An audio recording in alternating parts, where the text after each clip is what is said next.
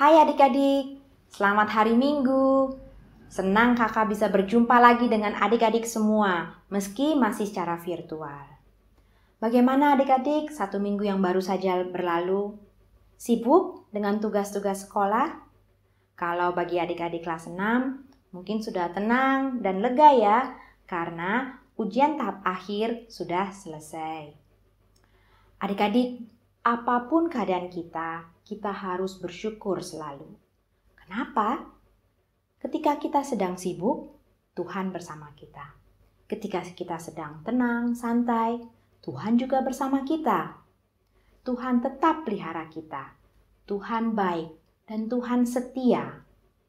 Nah, memulai kebaktian kita hari ini, ayo adik-adik, kita awali dengan bersyukur atas kebaikan dan kasih setia Tuhan. Kali ini kakak ditemani oleh teman kita, Kathleen, yang akan melayani sebagai pemandu nyanyian kita. Yuk kita bangkit berdiri dan bernyanyi, bersyukurlah kepada Tuhan.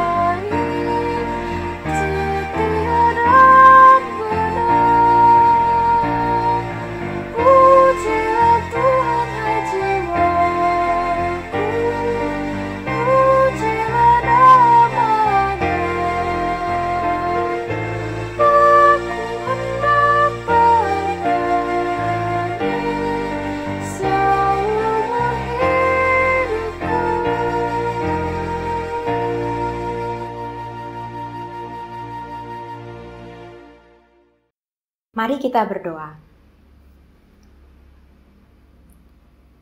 Tuhan, terima kasih untuk hari ini. Kami bersyukur untuk kesempatan yang Tuhan berikan lagi kepada kami untuk beribadah. Kami serahkan ibadah kami ini ke dalam pimpinan Tuhan. Berkati kami ya Tuhan, anak-anak-Mu semua. Di dalam nama Yesus Kristus, kami berdoa. Amin. Adik-adik, hari ini tepat 7 minggu atau 50 hari setelah kita memperingati Paskah, yaitu peristiwa kebangkitan Tuhan Yesus. Masih ingat kan ya, apa yang kita peringati di hari ke-50 setelah Tuhan bangkit? Ya, betul, hari Pentakosta, yaitu hari dicurahkannya Roh Kudus kepada para rasul dan pengikut Kristus. Itu sesuai dengan janji Tuhan Yesus bahwa Dia akan minta kepada Allah Bapa untuk memberikan kepada kita seorang penolong, yaitu Roh Kudus. Luar biasa nih adik-adik, Tuhan hadir dalam hidup kita melalui Roh Kudus. Dia menolong kita, juga menghibur kita, membela, menguatkan, bahkan menasehati kita. Kita harus bersukacita ya, karena Tuhan bersama kita dan menolong kita sesuai keperluan kita. Nah, karena itu kita puji Tuhan lagi adik-adik, karena bersama Tuhan apapun dapat kita hadapi. Ku menang bersama Yesus Tuhan.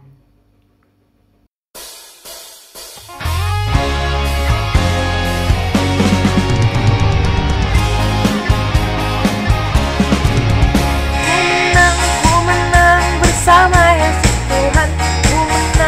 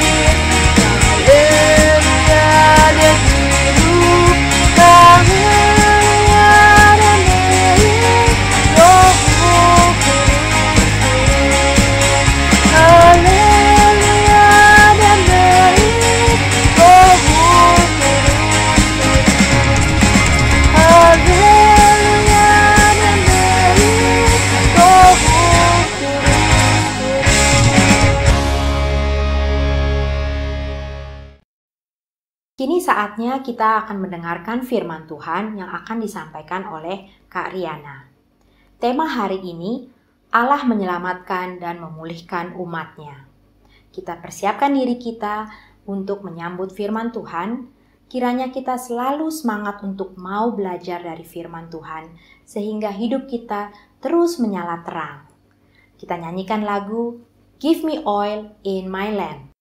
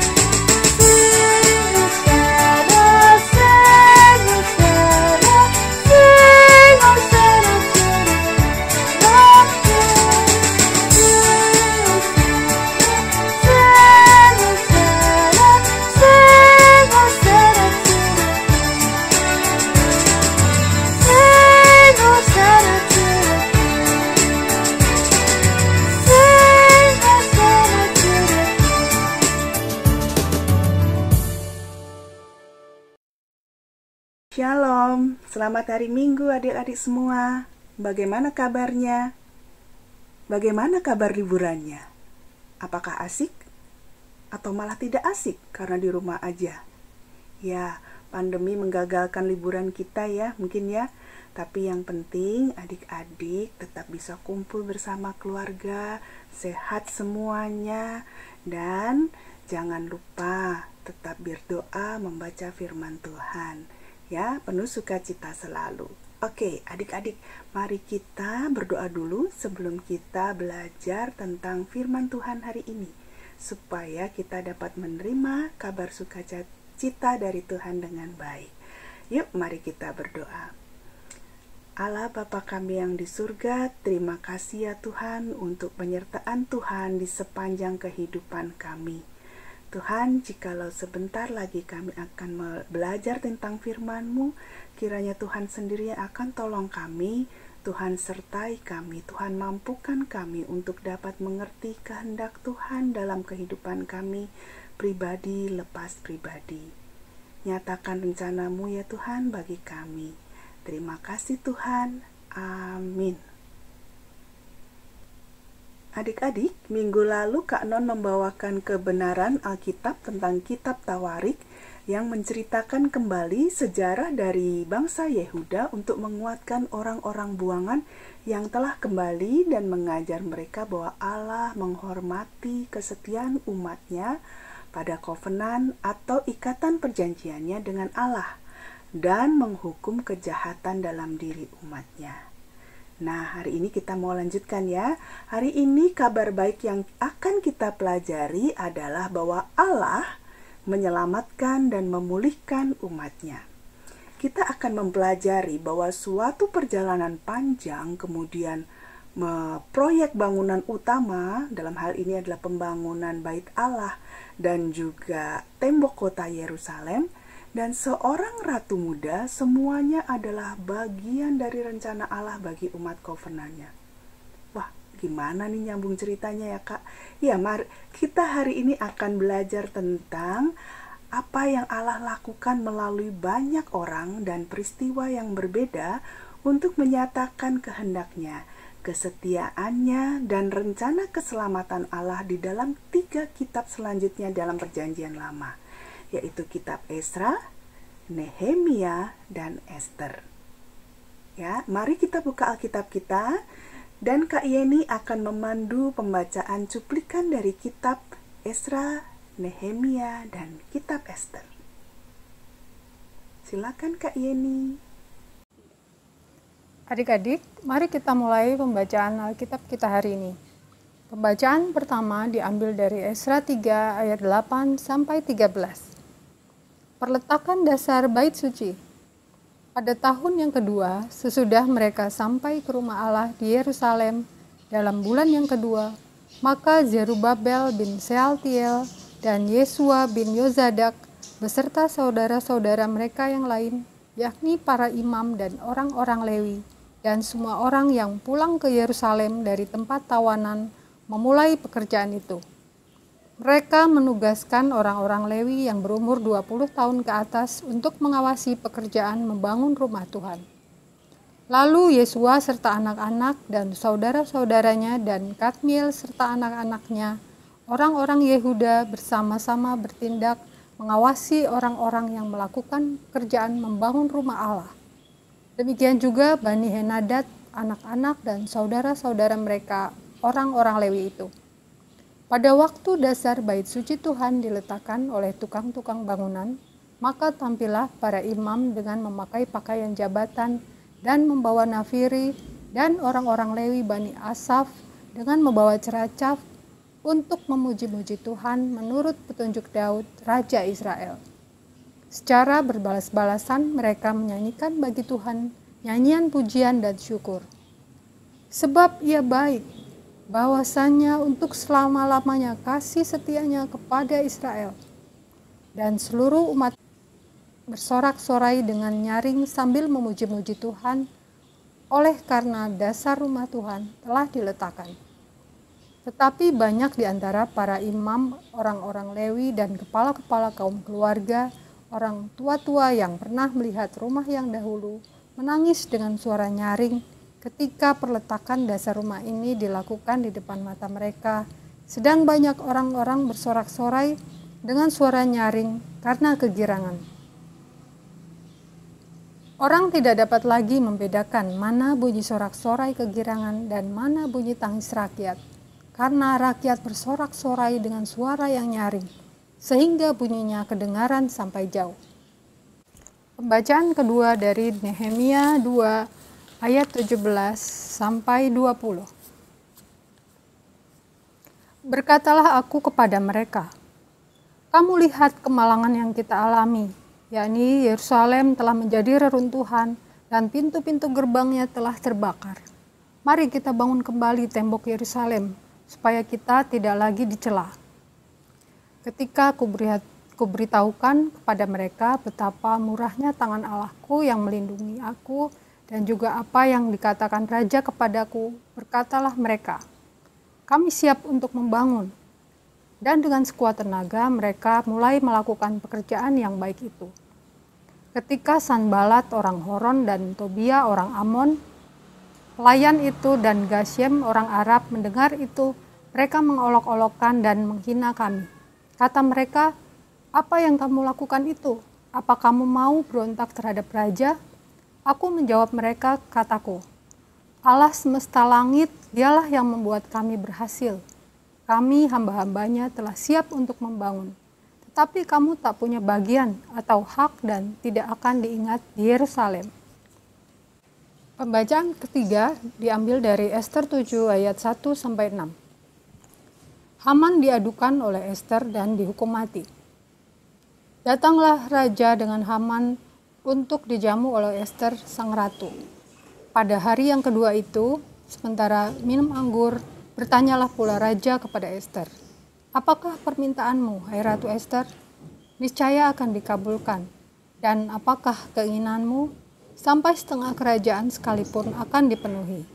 Maka jawab Ester sang ratu, ya raja, jikalau hamba mendapat kasih raja dan jikalau baik pada pemandangan raja, karuniakanlah kiranya kepada hamba nyawa hamba atas permintaan hamba, dan bangsa hamba atas keinginan hamba.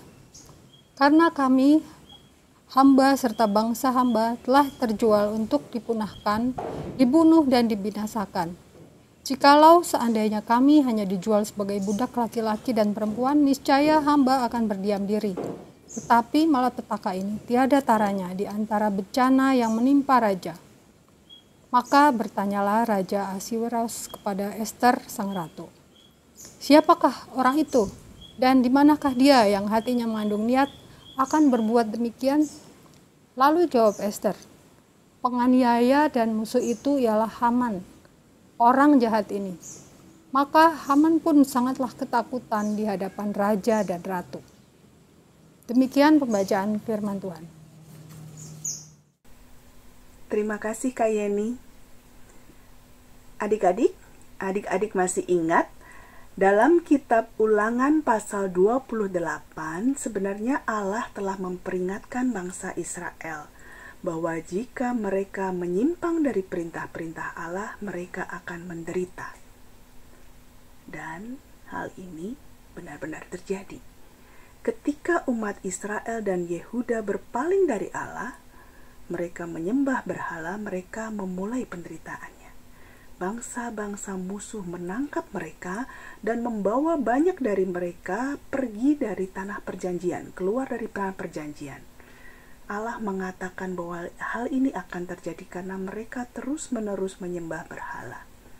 Dan selama bertahun-tahun penderitaannya, banyak dari bangsa Yehuda tinggal di pembuangan di tanah kerajaan Babel kuno. Tetapi sebenarnya, kalau adik-adik juga ingat, Allah sebenarnya berjanji. Allah mempunyai janji kepada umat kovenannya bahwa Allah akan memberikan juru selamat dari keturunan Daud yang akan lahir di tanah perjanjian. Nah, bangsa Israel terusir dari tanah perjanjian, dibuang ke kerajaan Babel kuno. Tetapi di satu sisi Allah mempunyai janji bagi umatnya untuk menghadirkan juru selamat dari keturunan Daud yang akan lahir di tanah perjanjian. Oleh karena itu, betapa sayangnya Allah kepada umatnya, Allah memulihkan umatnya. Allah berjanji untuk menyelamatkan dan memberkati umat kovenannya. Maka kini tiba waktunya untuk membawa orang-orang buangan kembali pulang ke tanah perjanjian. Dalam kitab Esra dan Nehemia sebenarnya dituliskan bagaimana kembalinya umat Allah ke tanah perjanjian. Kitab Esra dan Nehemia sebenarnya adalah karya terpadu yang ditulis oleh satu orang, namun kemudian oleh para sejarawan gereja dan para penerjemah Alkitab memisahkannya menjadi dua kitab yang menggambarkan kembalinya umat Israel ke tanah perjanjian. Kisah ini terjadi setelah Babel menghancurkan Yerusalem dan Bait Suci dan membawa banyak orang Yahudi ke pengasingan. 50 tahun kemudian Tuhan menggerakkan hati Kores. Kores adalah raja Persia yang berkuasa saat itu untuk mengeluarkan perintah yang mengizinkan orang-orang Yahudi kembali ke Yerusalem. Maka sekitar 50.000 orang buangan kembali dengan membawa seluruh ternak dan harta mereka. Bahkan Raja Kores mengembalikan barang-barang sitaan, barang-barang Bait Suci yang disita pada saat Babel menjajah bangsa Israel. Rombongan ini adalah rombongan pertama yang dipimpin oleh Zerubabel. Zerubabel adalah seorang keturunan Daud. Mereka semua tahu bahwa perjalanan dari Babel ke tanah perjanjian adalah perjalanan yang cukup panjang, yang tidak mudah dan berbahaya. Namun dengan penyertaan Allah, mereka akhirnya sampai di Yerusalem. Sesampainya mereka di Yerusalem, mereka kemudian mengucap syukur dengan membangun mezbah dan mempersembahkan korban kepada Tuhan. Dan setelah itu kemudian mereka mulai membangun Bait Suci. pembangunan bait suci kembali itu menjadi sangat penting bagi umat Allah, karena mereka tahu bahwa Allah disembah di sana, dan juga untuk menunjukkan bahwa Allah dan ibadah kepadanya adalah menjadi prioritas bagi mereka. Ketika bait suci berhasil dibangun, tentu saja dengan penyertaan Allah, umat sangat bersukacita telah berhasil membangun kembali bait suci, dan mereka bertumbuh dalam kepercayaan kepada Allah, covenant yang mengasihi mereka. Dan mereka tidak mau hidup kembali berpaling dari Allah. Mereka memprioritaskan Allah dalam kehidupan mereka. Setelah itu, hampir 60 tahun kemudian, rombongan kedua yang dipimpin oleh Ezra, seorang ahli kitab, mendapatkan izin dari Raja Persia berikutnya, yaitu Raja Artasasta, untuk memimpin rombongan yang kedua kembali ke Yerusalem. Bahkan Raja Artasasta menuliskan perintah agar Ezra mengajar hukum Allah kepada orang-orang buangan itu. Sesampainya di Yerusalem, mereka kembali ke tanah perjanjian, tetapi Ezra mendapatkan laporan yang kurang baik. Ezra mendapatkan laporan dari para pemimpin bangsa Yahudi bahwa banyak umat Allah yang menikahi perempuan-perempuan asing yang tidak percaya kepada Allah, dan yang lambat laun akan membujuk mereka kembali untuk menyembah berhala. Ezra sedih sekali. Ezra berdoa agar Allah mengampuni mereka dan memperhadapkan bangsa Israel ini dengan pelanggaran hukum Allah, dengan menikahi orang-orang yang tidak percaya kepada Allah. Umat menangis dan mengakui dosa mereka, kemudian mereka bertobat, berserah pada belas kasih Allah untuk dapat menaati hukum-hukumnya. Adik-adik, apa artinya mengakui dosa? Ya, mengakui dosa adalah dengan sepenuh hati bahwa kita mengakui bahwa kita melakukan kesalahan dan bertanggung jawab untuk hal itu. Kemudian, apa artinya bertobat? Ya, betul. Bertobat adalah bahwa kita memahami betapa melakukan dosa terhadap Allah itu adalah sesuatu hal yang serius. Setuju dengan Allah bahwa dosa adalah perbuatan yang salah. Dan dengan rendah hati memohon, meminta pengampunan Allah, meminta kekuatan dari Allah untuk berpaling dari dosa dan mau kemudian menaati Allah. Itulah artinya pertobatan.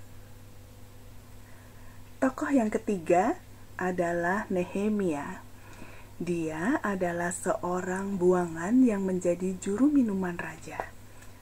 Waktu itu dia masih ada di Babel, jadi dia belum ikut rombongan yang kembali ke tanah perjanjian. Waktu di Babel dia mendengar bahwa tembok Yerusalem yang dirubuhkan oleh orang-orang Babel belum juga diperbaiki. Nehemia menangis dan berdoa, "Ya Tuhan, aku mengaku segala dosa kami yang kami orang Israel lakukan terhadap-Mu." Dan kemudian dia memohon agar Allah mengingat janjinya untuk membawa umatnya kembali ke tanah perjanjian jika mereka berpaling kembali kepada Allah. Raja Persia saat itu, Raja Artasasta, memberikan kepada Nehemia wewenang penuh sebagai utusan raja ketika nanti dia kembali ke Yerusalem. Kemudian setelah Nehemia kembali ke Yerusalem, Nehemia memimpin pembangunan kembali tembok kota Yerusalem. Tembok itu pun selesai dalam waktu 52 hari saja. Luar biasa ya. Semua orang mengerti bahwa Allah memampukan para pekerja yang mengerjakannya. Tidak mungkin tanpa penyertaan Allah. Ya, dengan demikian rombongan bangsa Israel yang ketiga telah kembali dari pembuangan dan menetap di kota-kota mereka masing-masing. Jadi rombongan pertama dipimpin oleh Zerubabel, rombongan kedua dipimpin oleh Ezra, dan yang ketiga dipimpin oleh Nehemia. Beberapa waktu kemudian Yerusalem semua orang berkumpul bersama Ezra, orang-orang Lewi, dan juga Nehemia. Ezra, sang imam dan sang ahli kitab, mulai membacakan kitab Taurat, ya, untuk mengingatkan kembali kepada bangsa Israel tentang ajaran-ajaran dan apa yang Tuhan kehendaki akan hidup mereka. Umat sangat bersuka cita dan menantikan pembacaannya. Lalu mereka sujud dan menyembah Tuhan dengan muka sampai ke tanah. Allah memakai pembacaan dan pemberitaan firman-Nya untuk mengubahkan hati dan pikiran kita untuk menjadi serupa, semakin serupa dengan Kristus agar kita bisa hidup bagi Dia. Nehemia juga adalah seorang pendoa. Dalam doa penutup, Nehemia terselip harapan akan perkenan dan kesetiaan Allah kepada mereka yang mempercayai dan menaati Allah Sang Juru Selamat mereka. Sementara semua kejadian tadi terjadi di Yerusalem, ternyata tidak semua umat Allah kembali ke tanah perjanjian. Tetapi meskipun sebagian orang buangan jauh dari rumah dan kehidupan mereka berisiko, ternyata Allah mengatur peristiwa-peristiwa yang terjadi di tanah buangan untuk menyelamatkan dan memberkati umatnya. Jadi baik di yang kembali maupun yang ada yang masih di tanah buangan, Tuhan tetap menyelamatkan dan memulihkan, memberkati umatnya. Salah satunya adalah Esther. Esther adalah seorang pemudi Yahudi yang cantik. Adik-adik masih ingat kisah tentang Esther dan pamannya Mordekai?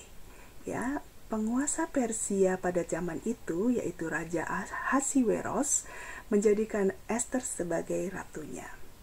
Namun, ada seorang pejabat Persia yang bernama Haman yang iri kepada Mordekai dan hendak menghancurkan semua orang Yahudi.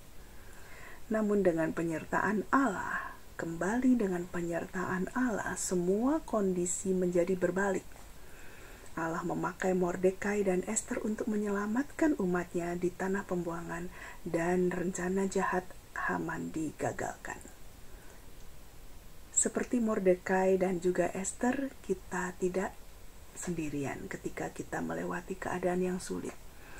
Allah selalu menyertai kita dan memiliki suatu tujuan dalam setiap hal yang kita alami, baik itu baik maupun kondisi yang kurang baik menurut kita, ya. Tapi Allah mempunyai tujuan dari setiap hal yang kita alami, meskipun mungkin kita tidak mengerti apakah maksud dari semua itu. Yesus menjanjikan kehadirannya kepada mereka yang menjadi miliknya. Roh Kudus menyertai orang-orang yang mengikut Juru Selamat serta menguatkan dan mendorong kita. Itu janji Allah bagi kita, maka kita tidak akan pernah khawatir, ya. Seperti Mordekai dan Esther, kita tidak pernah sendirian karena Allah selalu beserta kita, baik dalam kondisi baik maupun dalam kondisi sulit. Dari 3 kitab tadi, yaitu kitab Ezra, Nehemia, dan Esther yang kita pelajari, kita melihat bahwa Allah terus menyingkapkan rencana penyelamatannya dan bagaimana Allah menepati janjinya untuk menyelamatkan dan memulihkan umatnya di seluruh kitab yang kita bahas tadi. Allah melepaskan umatnya dari kehancuran dan memelihara garis keturunan Juru Selamat yang dijanjikan melalui keturunan Daud. Yesus adalah keturunan Daud yang kemudian lahir di tanah perjanjian. Dengan demikian, semua janji Allah telah digenapi. Lalu bagaimana dengan kita? Allah menghendaki pertobatan kita. Adik-adik, fokuslah untuk terus mencari dan melaksanakan kehendak Tuhan. Rajinlah membaca firman Tuhan agar kita bisa mengerti kehendak Tuhan akan hidup kita. Dan janganlah kita mengabaikan Allah kita, baik melalui pikiran, perkataan maupun perbuatan kita. Allah akan memulihkan berkat bagi umat-Nya yang bertobat.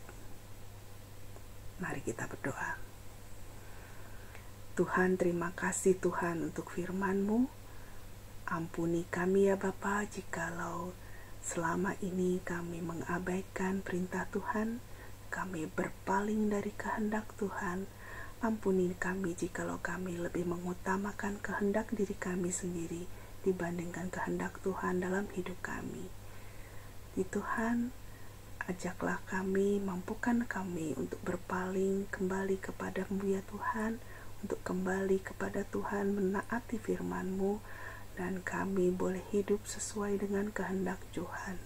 Mampukan kami ya Tuhan, jauhkan kami dari segala yang jahat, jauhkan kami dari segala pencobaan. Kami mau serahkan hidup kami ya Tuhan hanya ke dalam penyertaan tangan-Mu saja. Hanya dalam nama-Mu Tuhan Yesus kami berdoa dan mengucap syukur. Amin. Adik-adik, ingatlah akan kabar baik ini, bahwa Allah kita adalah Allah yang setia, Allah yang baik, Allah yang berjanji akan menyelamatkan dan memulihkan umat-Nya, termasuk kita juga. Oleh karena itu, mari kita baca ayat hafalan kita dari Esra 3 ayat 11a. Kakak ulang ya, ayat hafalan kita dari Esra 3 ayat 11a. Kita baca sama-sama ya. 1, 2, 3. Secara berbalas-balasan mereka menyanyikan bagi Tuhan nyanyian pujian dan syukur, sebab Ia baik, bahwasanya untuk selama-lamanya kasih setianya kepada Israel. Kita baca sekali lagi ya, dari Esra 3 ayat 11a. Secara berbalas-balasan mereka menyanyikan bagi Tuhan nyanyian pujian dan syukur, sebab Ia baik, bahwasanya untuk selama-lamanya kasih setianya kepada Israel. Tuhan Yesus memberkati kita semua. Amin. Puji Tuhan atas firman-Nya hari ini. Tuhan baik, Dia tepati janjinya menyelamatkan umat-Nya. Dia sertai kehidupan umat-Nya dimanapun dan di setiap keadaan. Sekarang waktunya kita bersekutu melalui doa syafaat yang akan dipimpin oleh teman-teman kalian. Teman-teman, mari kita berdoa. Tuhan Bapa kami yang di sorga, kami sungguh bersyukur hari ini Tuhan, kami boleh datang kepadamu. Kami mau mendoakan agar sekolah online yang selama ini kami jalani berjalan lancar dengan penyertaan tangan Tuhan. Tuhan, pimpin kami juga agar kami selalu setia beribadah walau di rumah dan selalu mengandalkan Tuhan. Tuhan Yesus, tolong jamah melalui tangan Tuhan buat orang-orang yang sakit agar segera disembuhkan. Dan buat teman-teman yang sedang berulang tahun agar diberikan kesehatan dan panjang umur. Terima kasih Tuhan. Kami mengucap syukur dan menyerahkan doa-doa kami padamu. Amin. Tuhan Yesus, kami berdoa agar vaksin COVID-19 bisa segera didistribusikan dengan lancar dan COVID-19 bisa berakhir. Ya Tuhan, berkatilah agar negara kami aman selalu, dan berkatilah pembangunan gereja kami, serta agar ibadah online bisa dilaksanakan dengan lancar. Dalam nama Tuhan Yesus, doa ini kami naikkan. Amin. Adik-adik, mari kita kumpulkan persembahan terbaik kita sebagai ungkapan syukur kita akan kasih setia Tuhan. Adik-adik dapat mengumpulkan persembahan di dalam amplop untuk nanti dibawa ke gereja saat kita sudah bisa beribadah di gereja kembali. Atau adik-adik minta tolong orang tua untuk mentransfer persembahan ke nomor rekening berikut. atau melalui quick response code berikut. Mari kita naikkan pujian hidup kita yang benar.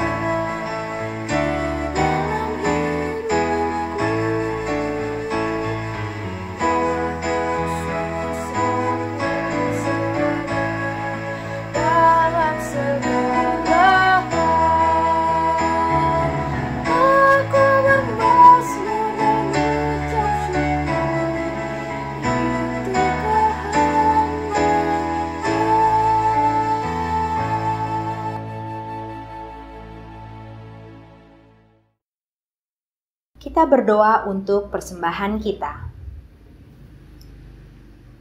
Kami bersyukur Tuhan untuk berkat-berkat yang Tuhan curahkan setiap hari. Inilah persembahan kami hari ini.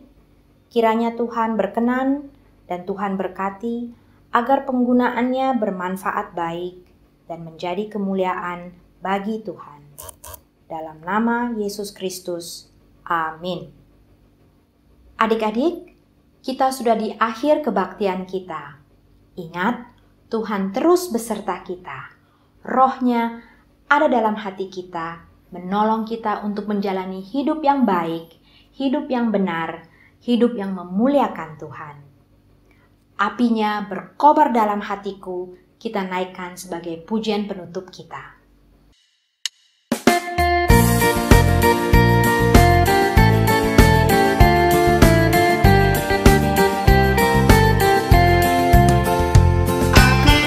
Berkobar dalam hatiku,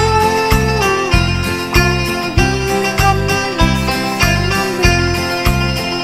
dihangatkan jiwaku, tak perlu ku maknai, darahnya membasu diriku bersih.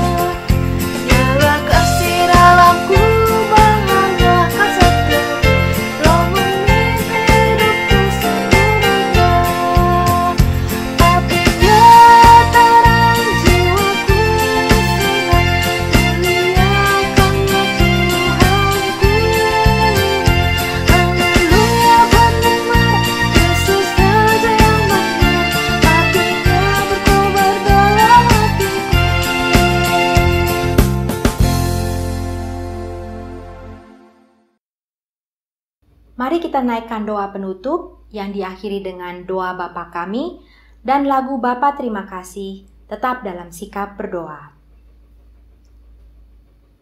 Allah yang baik, kami bersyukur dan bersukacita untuk ibadah hari ini.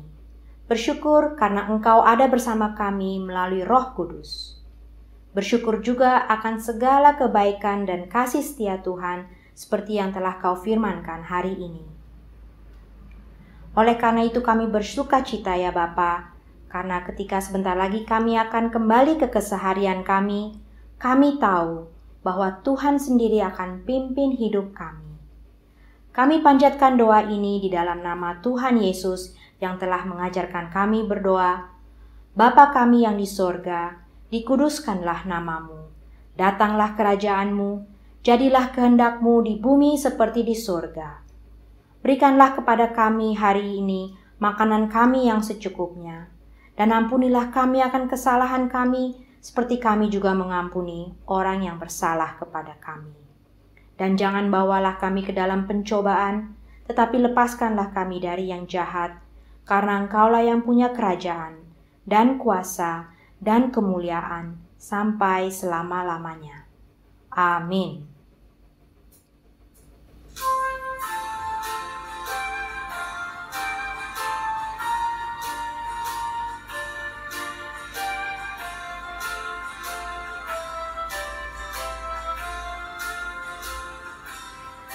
Bapa terima kasih, Bapa terima kasih, Bapa di dalam surga, ku berterima kasih.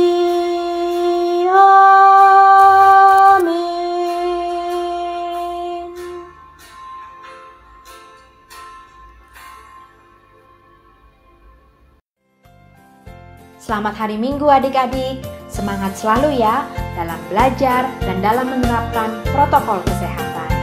Tuhan menolong dan Tuhan memberkati. Sampai jumpa.